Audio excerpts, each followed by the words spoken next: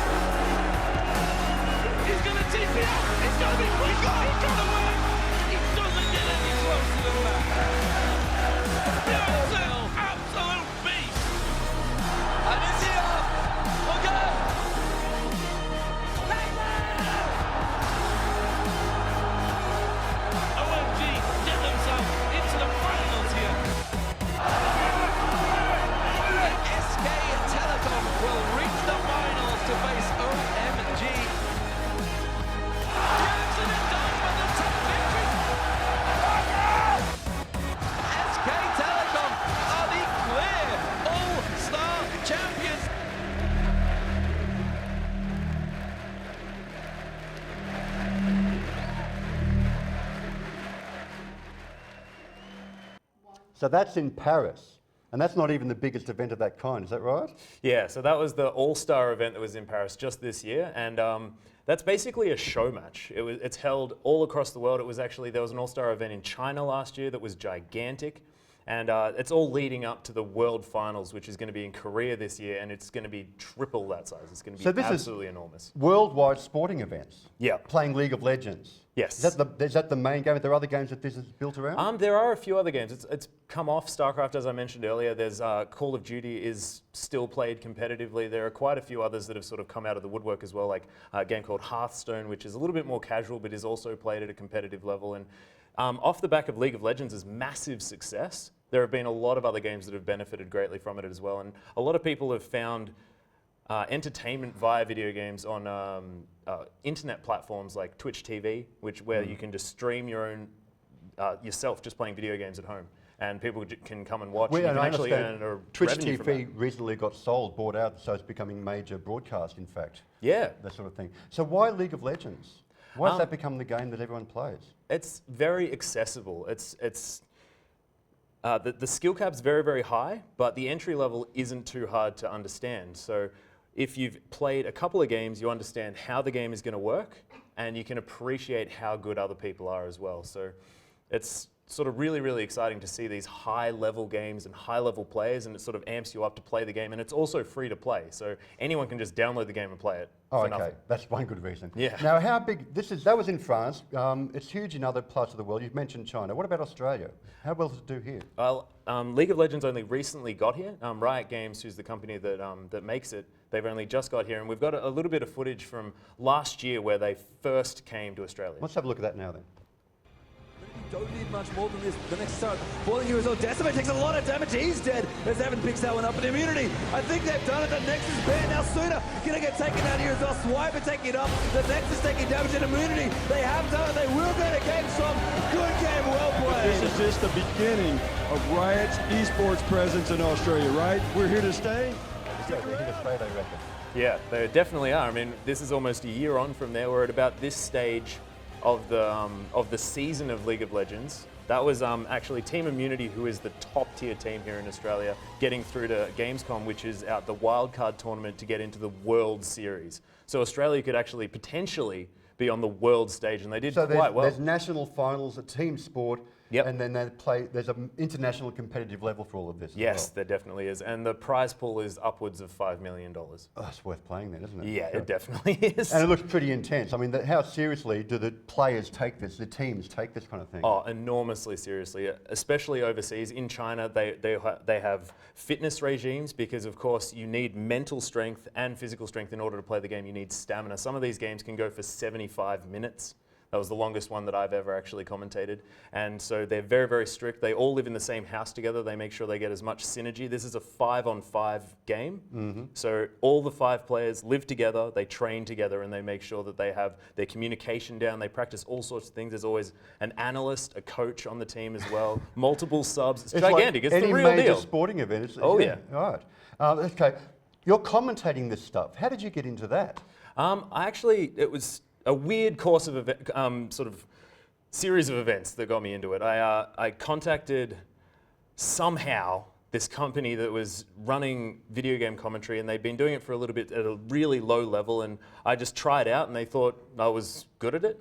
And I worked with them a couple of times, found out that they didn't really have the style that I wanted, and went off and did some freelance stuff by myself, got in contact with a company called ACL, and they were brilliant, and that was my first sort of live big event where I commentated for them, and that sort of got me off the ground, and then I got noticed by Riot. How big event are we talking? Not that big. Not that big. No. There was only about 100 people watching, that sort of thing, and I was in a little booth, and we had this sort of curtain behind us that had League of Legends tacked on it somewhere. It was sort of grassroots type Well, we've got a stuff. little bit of you in action here. This is a show reel, firstly, for you commentating the game. 8 teams competing for a place at the International Wildcard Tournament at Gamescom in Cologne, Germany. It all starts here at the Winter Regionals. Let's get into the action. Day 1 of the Winter Regional kicked off with the reigning champions Team Immunity up against first-time qualifiers CMS.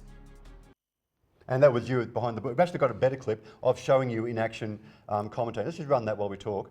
So this is you, there you are at the desk. Where's that taking place? Where are you doing this? That's in the Sydney Riot studio, and it's brilliant. They've only just set it up. They've got this swanky looking desk, and all of the lighting's done fantastically, everything like that. It looks like a professional event when we're in there as well, and it hasn't ever been like that before, and this is the first time I've really experienced having so much professionalism in a field that I wasn't expecting to explode like it has. And I was always expecting to be just commentating at home in my free time, just because I love it, and now I can do it. So can you get as a into this job. by sort of like taking a game, like a screen cap of a game, and doing your own commentary? Yeah. Is that a good audition way of getting into Yeah, this that's kind of thing? exactly how you get into it. The way you do it is you can spectate games when you're in the League of Legends client. So you can just hover over someone. If they're in a game, you right-click them and just say spectate.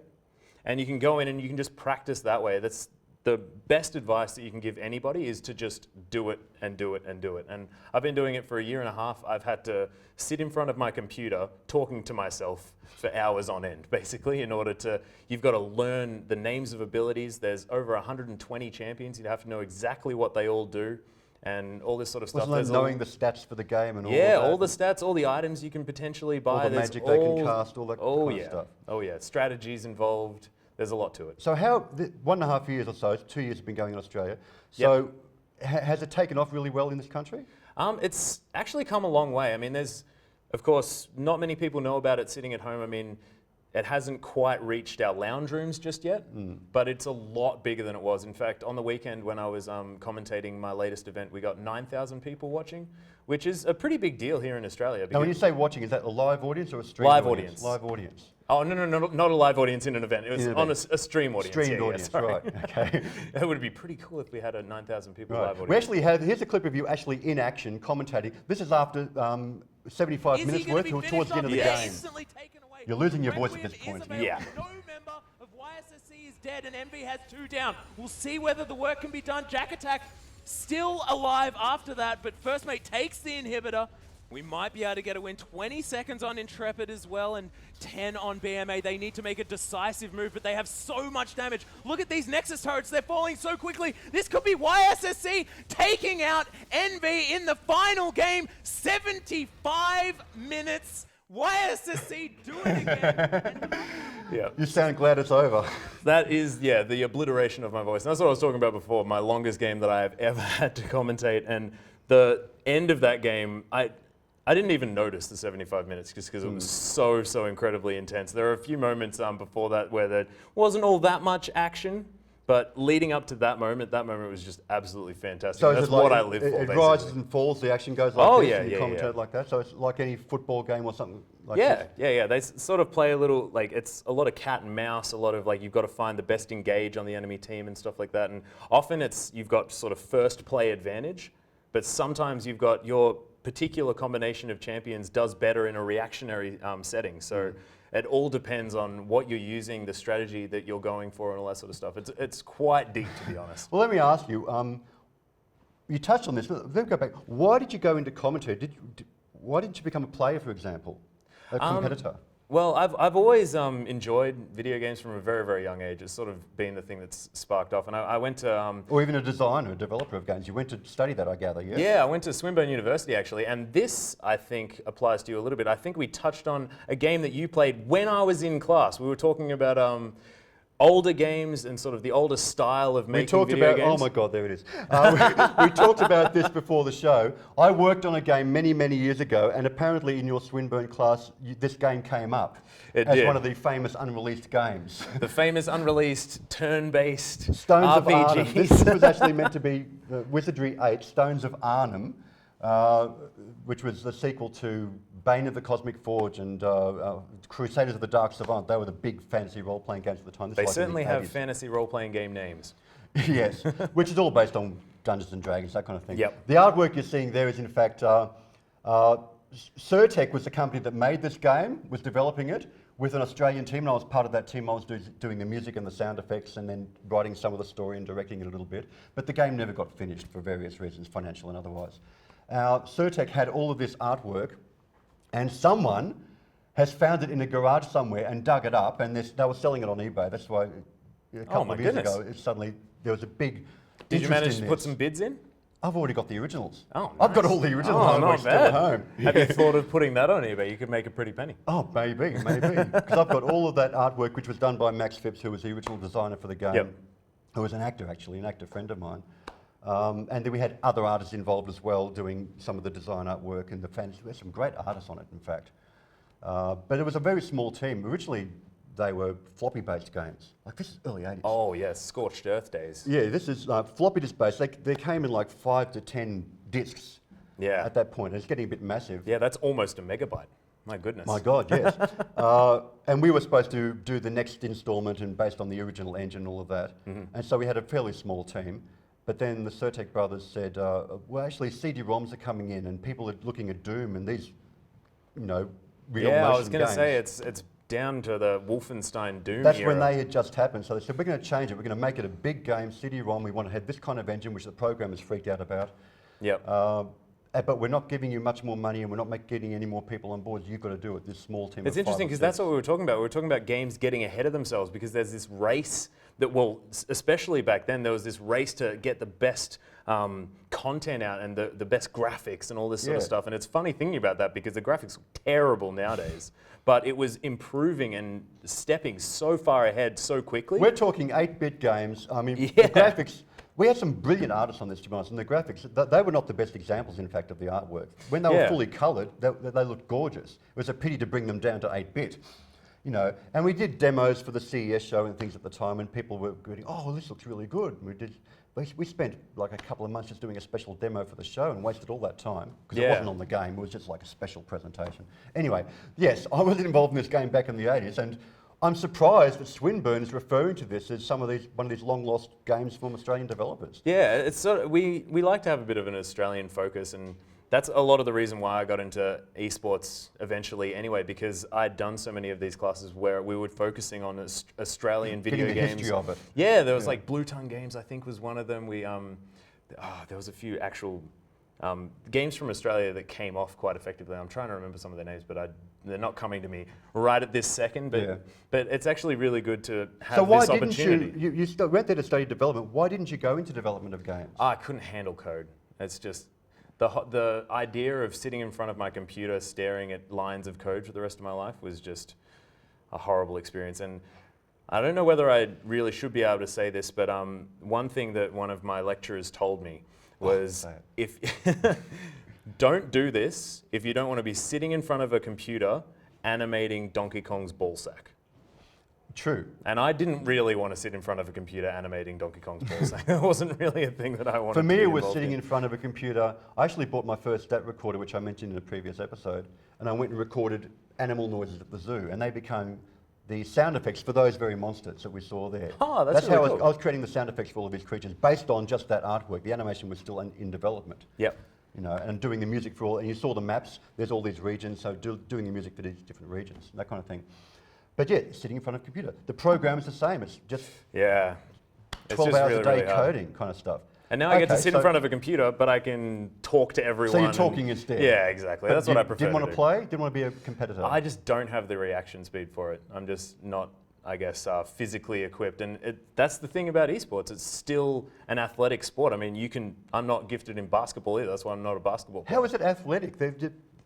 You have to have a very quick mind. You have to be able to react with a mouse and keyboard. It's still physical, even though it's all about pressing a button at the right time. You still have to be able to press your button at the right time. And there's combinations of key presses that you need to do. You need to make sure that you can react to things that are moving around on the screen very quickly. It's more reflexes and mental reflexes. Yeah. And there's also a mental aptitude side of it as well, and a strategic mind. You have to almost have a chess player's mind to play a lot of these really highly strategic So games. the teams that do well in this, they're the ones that do best as a team? Yes, absolutely. You cannot stress that enough. Teams win games. Individual player skill does not. And there's a what's called solo queue, which is when you pick up League of Legends and just play it on your own, you'll get paired up with 4 other people, and you've got to find a way of winning a game with them in order to climb So if you play ranks. this game casually, you are automatically teamed up with some random people? Yeah, you can also group up with your friends and play that way, but ultimately if you want to go up the ladder in a solo sense, then you have to learn how to play as a team. And if you're one of those sort of heroes on their own, you're never going to get Now too far. this kind of thing is huge in Korea. Yep, Korea, China, Europe, and North America as well now, So and spreading all Southeast around the Asia world. as well. Southeast Asia, and it's filtering down to Australia now. Yeah, it's now finally got to the oceanic region, and there's even Brazilian servers as well. Latin America has their own, and Turkey has a server. There's in this wildcard tournament that I was talking about in my highlight video. That's where Team Immunity went last year, and hopefully we'll see whether a team can make it there. Team Immunity again are going to be the And favourite. I've heard of them because of watching Good Game. They've referred to this sometimes, the tournaments in the show. Yeah, Good well, Game. in Good Game, they probably covered. Team Immunity has a Call of Duty team and a Counter-Strike team as well. And there's a lot of these sort of esports, the big names. And one of them actually recently moved from America and is now sponsoring a League of Legends team here in Australia called Curse, which is massive news because it really means that we're starting to find our spot on the map. We've got some sponsorships and real money's actually coming into the scene. So the reason I actually wanted to do this as part of our show, Girl in a Gun, this is the show for filmmakers and content creators. Yep. So games is very much a part of that. The creation of games, but also, as we're seeing here, the playing of games. A lot of kids these days are playing Minecraft, playing these kind of games, and a lot of parents are saying, you'll never get a job out of doing that. You know, it's a sport. Hi, I'm here. It's a sport. You can make good money, play millions of dollars apparently if you. Oh, yeah. It's a competitive sport doing this kind of game. And if you get popular enough, if you're a good enough entertainer, a lot of players actually make money because they're entertaining to watch. And you can just go onto Twitch TV, it's free to stream, and if you get enough popularity, if you get enough people watching, they'll actually pay you for the advertising revenue that they get from the amount of people It's coming like to their website. any major sporting celebrity. It's like being a performer. YouTube sensation, basically. Exactly. Yeah. All right. Thanks very much, Max, for giving us an overview of commentating in sports, the You are very eSports welcome. field in the world. Thank you all for watching. That's been A Girl and a Gun for this episode. If you want to email us, you can email Veronica at A Girl and a Gun, tweet us at A Girl and a Gun, and you can find us on YouTube. Thank you all for watching. That's a wrap. All you need to make a movie